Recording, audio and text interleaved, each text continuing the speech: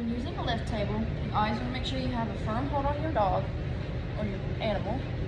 Have good control of their head and their body. You may want to have them sitting so they're more comfortable like that.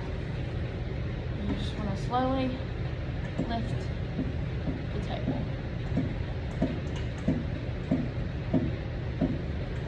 Or lowering the table. Or do the same thing, standing restraint, lift the table, or lower the table.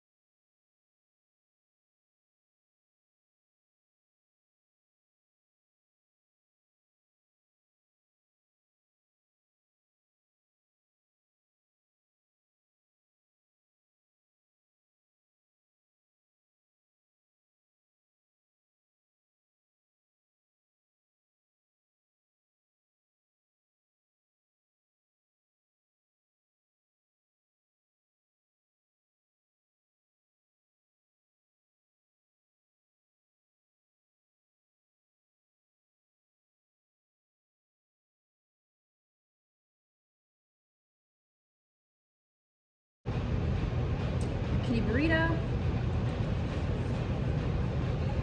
Lay your towel out. Pick your kitty. Lay them down. You're going to cover their front paws.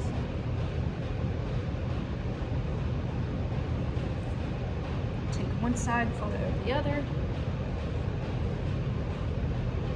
Fold the back side up. And then take your last side, fold over, and tuck under.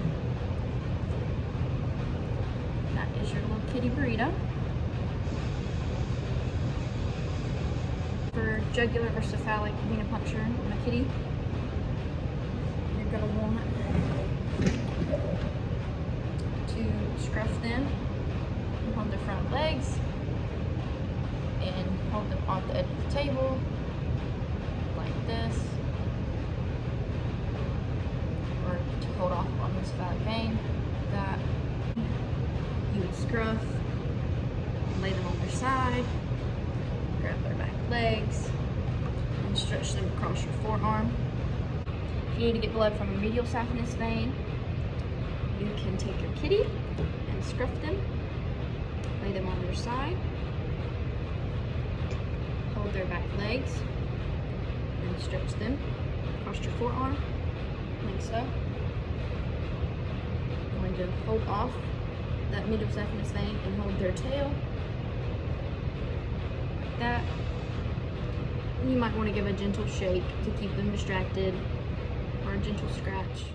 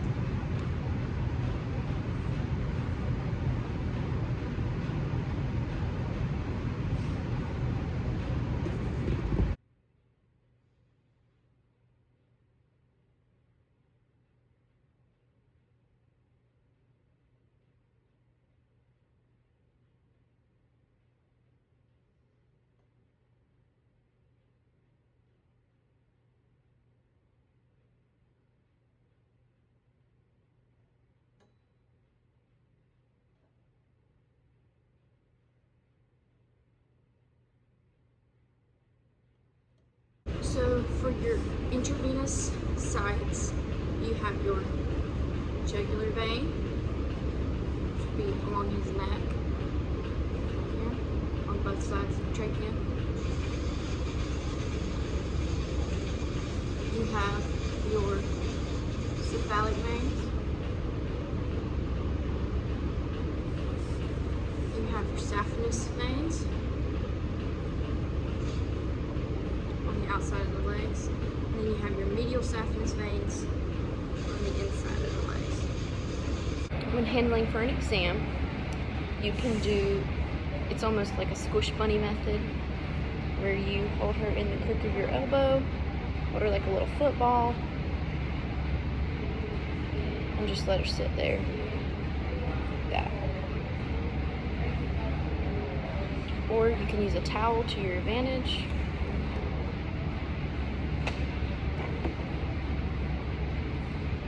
And kind of squish them down to the exam table, like that.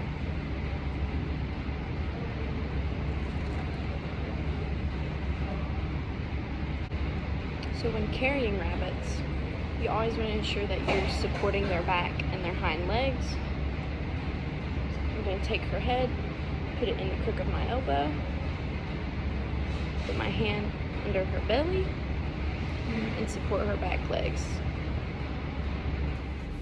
So when handling exotic avians, the first thing you want to do before attempting to remove the bird from the cage is you want to talk to the owner and ask them what hand the bird is more comfortable with. Once you figure that out, you're going to slightly open the door just enough to get your hand in, introduce your hand to the bird, and then let them perch on your hand.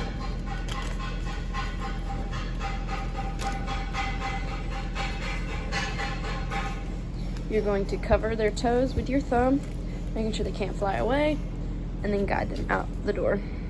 Like so. When you're training for exotic avians, so I have my little parrot here. I'm just going to hold behind his mandible, so his jaw, not squeezing tight, just a gentle hold between my pointer and my thumb. And then I'm going to make sure that his wings are folded back. I'm going to hold them in the palm of my hand, making sure not to put any pressure on his chest so that he can still breathe. And also you can use a towel to your advantage and do the same type of hold. Fold his wings back and down.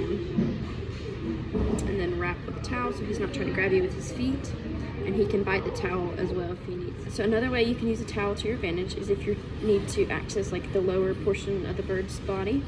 You do that same kind of hold, holding his mandible, his wings folded back. And you can use that towel and drape it over his head to keep him in the dark and keep him calm. So you can access the lower portion of his body.